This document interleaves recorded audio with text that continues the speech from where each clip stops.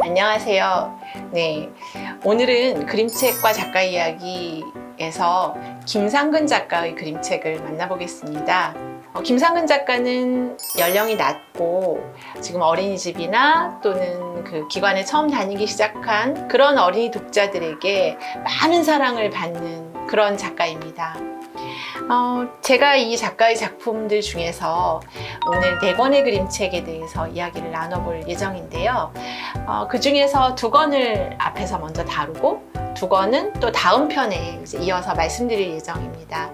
저는 그 책들을 이렇게 분류해 봤습니다. 하얀 책, 그 다음에 파란 책. 이 하얀 책들은 겨울책, 그리고 이 파란 책들은 우주와 땅속의 책, 그리고 이 하얀 책은 가까운 책, 그리고 파란 책은 멀리 가는 책.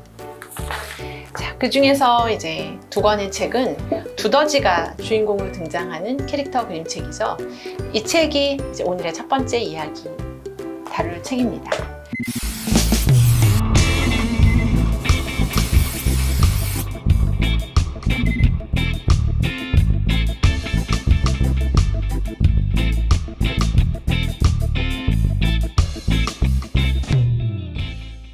김상근 작가는 어렸을 때부터 그림 그리기와 이야기하기를 좋아했고 애니메이션을 전공했다고 해요.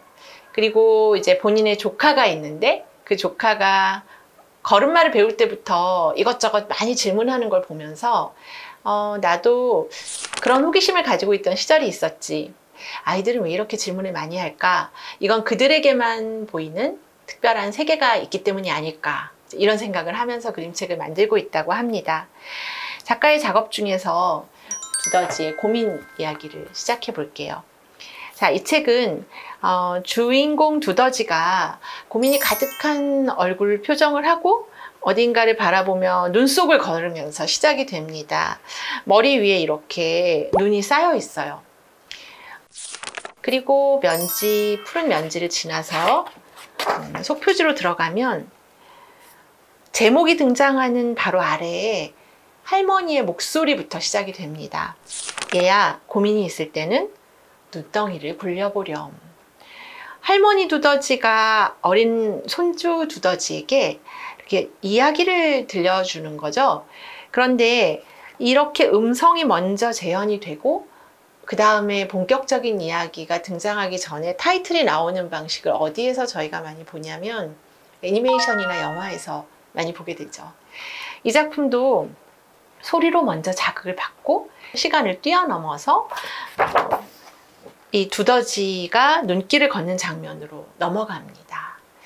자, 저는 이 장면을 처음 보았을 때 약간 가벼운 탄성을 질렀는데요.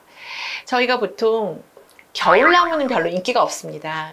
봄꽃, 여름 푸른 나무, 또 낙엽이 있는 그 가을나무는 많은 인기 속에 사람들을 끌어당기지만 겨울나무는 외롭고 쓸쓸한 나무로 알려져 있죠. 그런데 김상근 작가 작품에서 저는 겨울나무를 재발견했어요.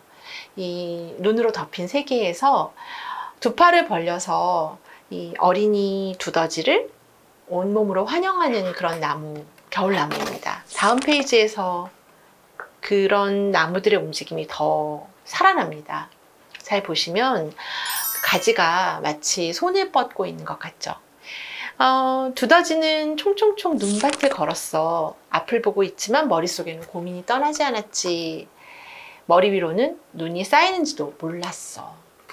그러면서 이렇게 두더지 혼자 고민의 어떤 총총걸음을 하고 있을 때 두더지를 둘러싼 나무들이 너무나 다정하게 두더지에게 괜찮아, 우리가 여기 있어 라고 하는 것처럼 양팔을 벌려서 두더지를 기다리고 있어요. 저는 이 작품에서 김상근 작가가 흥미로운 장치를 만들었다고 생각하는데, 저희가 고민하면 고민도 쌓이는 거고 눈 하면 눈도 쌓이는 거죠. 그리고 고민도 커지고 눈덩어리도 커집니다. 커지고 쌓이는 이런 두 가지의 특성을 가진 고민과 눈덩이를 연결해서 작은 두더지가 머리 위에 쌓이는 고민, 하늘로부터 내려오는 눈, 이런 것들이 자기 안에서 어떻게 보면 치워야 되는, 그리고 치워서 앞길을 열어야 되는 그런 문제로 이제 느껴지는 거잖아요.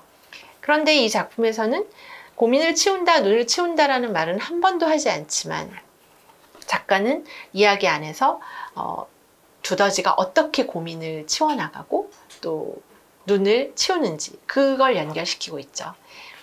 저희 이 안에 들어가면 이제 어린이들이 또 깜짝 놀라는 이야기가 하나 등장합니다.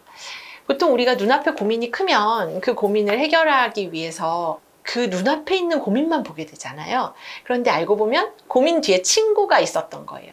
그런데 이런 것은 그 어린이의 이 신체 구조나 이런 시야하고도 관련이 깊어요.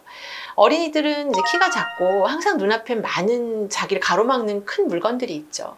그런데 이 작품 속의 두더지도 그렇습니다. 이제 자기가 할머니의 그 조언을 받아들여서 머리 위에 있는 작은 눈덩이를 치우죠. 고민을 치우듯이. 그리고 그걸 둥글게 뭉쳐서 이렇게 굴리는데, 굴리다 보니까 눈덩이는 커지고 눈덩이 너머에 있는 기다리고 있는 친구들을 발견을 못하는 거죠. 그리고 이제 그 친구들이 어린 두더지가 굴리는 눈덩이 속으로 들어가면서 문제는 점점 커집니다. 우리가 보통 이야기를 만들 때 예를 들면 눈이 있고 친구 동물이 있으면 우리 같이 눈을 굴릴까? 이런 식으로 전개하는 게 대부분인데, 김상근 작가는 그 눈덩이 안으로 친구들을 집어넣습니다. 마치 카펫에 많은 것처럼 그 안으로 이렇게 인물들이 들어가는데요. 이렇게 그 앞에 서 있던, 하지만 아기 두더지는 발견하지 못했던 동물들이 들어가는 방식이야말로 가장 애니메이션적인 방식이라고 생각이 됩니다. 어린이들이 좋아하는 게 바로 이거죠. 작고 안 될 것 같은 어떤 것 속에 큰 것들이 포용되거나 큰 게 다 들어와서 수용이 되는 장면. 작은 기차 안에 다 못할 것 같은데, 그래서 야, 우리 기차에서 내려 라고 말하려고 했는데 태웠더니 다 들어가. 작은 장갑이어서 숨을 수 없을 것 같은데 그 안에 이렇게 많은 동물들이 추위를 피해서 같이 숨을 수가 있어. 이게 이제 그림책이 만들어 왔던 작지만 큰 세계를 보여주는 거죠. 두더지의 고민에서도 두더지가 굴리는 눈덩이가 크면 얼마나 크겠습니까? 예, 그 눈덩이 안에 곰도 들어오고 여우도 들어오는 기적이 일어나죠. 이런 이야기들을 통해서 어린이 독자는 고민은 눈덩이처럼 커지지만 그 안에서 또 친구들은 그 안으로 가두어지지만 결국은 이 문제를 만들었던 두더지가 이 고민을 해결하는 그런 과정을 보여줍니다. 두더지는 어떻게 고민을 해결할까요? 두더지의 잘하는 걸 통해서 하겠죠. 두더지는 뭘 잘하죠? 땅을 잘 파니까 눈덩이 안에 갇힌 동물들을 그 실력을 가지고 아마도 구출해 줄 것 같습니다. 자, 이 작품하고 짝꿍이 되는 책이 바로 두더지의 소원인데요. 이 두더지의 고민이, 그 고민이라는 건 원래 좀 어둡고 좀 힘든 이야기잖아요. 그런 이야기를 다루고 있다면 걱정거리가 아니라 소원은 이루고 싶은 즐거운 이야기죠. 그래서 표지도 더 하얗고 또 이 이야기는 이렇게 하얀 연지를 가지고 있습니다. 그야말로 더 하얀 책인데요. 이 책에서 재미있는 건 우리 두더지가 장갑만 낀 게 아니라 모자를 쓰고 있다는 거예요. 빨간 털모자를 쓰고 있죠. 그런데 고민에서는 모자가 없어요. 그리고 또 재미있는 걸 보여드리면 두더지의 소원은 두더지의 고민보다 더 먼저 일어났던 일에 대한 이야기입니다. 첫눈이 온 날 두더지가 혼자 집에 가는 길이었어 라고 하면서 시작하는 두더지의 소원이라는 이 이야기가 두더지의 고민의 일종의 프리퀄인 셈인데요. 이제 이렇게 전사가 있는 책을 쓰는 건 이 작가가 두더지를 중심으로 사실은 더 많은 세계를 구성해 놨다는 거죠. 영화 중에도 속편이 이제 전사를 보여주는 프리퀄인 경우들이 꽤 있습니다. 그러면 빨간 모자 어디 갔나요? 라고 말씀드렸는데요. 어린이들이 정말 잘하는 일이죠. 잃어버리는 일. 바로 그 얘기를 합니다. 아마 털모자하고 장갑은 짝꿍이었던 것 같아요. 그런데 모자 어디다 두고 왔나 봐요. 그래서 두더지가 모자가 없어요.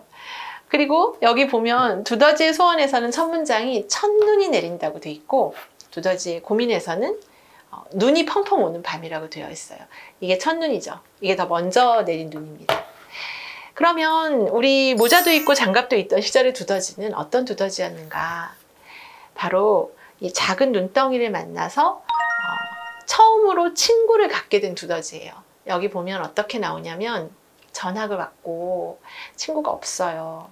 그리고 자기 말을 들어줄 유일한 존재가 바로 이 첫눈이 온 날에 뭉친 눈덩어리 하나입니다. 자, 나를 사랑해주고 나를 이해해주는 단 하나의 친구가 세상에 있는데 그 친구가 사라질 수밖에 없는 친구예요. 그럼 너무 슬픈 얘기잖아요. 눈덩이는 언제 사라지나요? 온도가 올라가면 사라지죠. 그리고 온도가 올라갈 수 있는 장소를 작가는 여기서 학교 가는 길에 만나는 버스로 설정했어요. 버스인데 어떤 버스가 오냐면 여우버스, 사슴버스 이런 버스가 옵니다. 어린이가 그 의인화된 세계 속에서 동물들이 살아가는 이런 다정한 세계 속에서 이렇게 꼬리가 여우 꼬리가 달려있는 이런 여우버스를 만날 때 어떤 기분일까요? 아, 내가 만나고 있는 이런 번호 달린 실제 세계의 버스들하고는 달리 따뜻하고 포근한 동물버스가 기다리는 나를 환대하는 세계가 있는 그런 나라구나. 이 나라는 김상근 유니버스는 그런 나라구나 이렇게 생각하는 거죠. 그리고 이런 동물버스 어디서 어린이들이 좋아했냐면 이웃집 토토로에서 이미 고양이 버스 만난 적이 있잖아요. 그러니까 김상근 작가는 이미 존재하고 있는 그 어린이 대상의 서사들이 갖고 있는 매력적인 포인트를 자신의 작품 안에 아주 자연스럽게 가져옵니다. 그리고 멋지게 재해석을 해내죠. 이 앞에 보여드렸던 두더지의 고민에서도 사실 이 이야기가 인물이 추가되면서 이렇게 쌓기처럼 적층식으로 이야기가 커지는 그런 얘기인데요. 어린이들에게는 이런 식으로 이제 숫자가 늘어나거나 사람이 많아지거나 또 사람이 많아지면서 규칙이 늘어나는 이야기, 이런 것이 어린이들이 아주 좋아하는 부분입니다. 왜냐하면 세계를 짧게 기억하는 아이들이 조금씩 기억의 길이가 늘어나는 느낌을 받거든요. 그리고 자신이 그 다음 이야기를 추론할 수 있다는 그런 재미를 느끼면서 이 이야기를 사랑하게 되는 건데요. 바로 그런 두더지 이야기를 썼던 작가가 이 두더지의 소원에서는 어떤 부분을 건드리냐면 어린이들이 가지고 있는 미래에 대한 불안을 얘기합니다. 눈이 녹아서 단 하나밖에 없는 내 친구가 사라지면 어떡하지? 라는 미래에 대한 걱정을 플롯에 가지고 있는 이야기죠. 그리고 우린 다 알아요. 아마도 우리 눈사람 친구는 높겠죠. 그러나 저희가 그럼에도 불구하고 아니야, 더 좋은 미래가 기다려라고 할 수 있는 걸 뒷면지에서 만날 수 있어요. 앞면지에서는 발자국이 하나였는데 뒷면지에서는 2개의 발자국이 나옵니다. 이것은 아마도 여러분이 책을 읽으시면 확인하실 수 있는 더 좋은 미래, 그리고 사라지는 걱정에 대한 결말을 보여주는 거라고 할 수 있죠. 그리고요, 두 권의 책을 제가 두더지 책이라고도 하고 하얀 책이라고도 하고 겨울 책이라고도 하는데요. 이 책들이 가지고 있는 두 권의 이야기의 매력은 앞으로 이 두더지가 캐릭터인 또 다른 이야기들을 통해서 얼마든지 확장될 가능성이 있다는 것이겠죠. 그리고 어린이 독자들은 이 안에서 자신하고 너무 많이 닮아 있는 그런 인물을 만나고 그 인물로부터 위안을 얻게 됩니다. 두더지 책, 겨울 책, 하얀 책을 보셨죠? 그러면 이제 다음 시간에는 파란 책 2권에 대한 이야기를 하겠습니다. 이 파란 책은 우주책, 멀리 가는 책, 그리고 또 다른 세계를 보여주는 김상근 작가의 작업입니다. 그러면 다음 시간에 이 책 이야기를 나누겠습니다. 오늘 하얀 책 이야기를 잘 들어주셔서 감사합니다.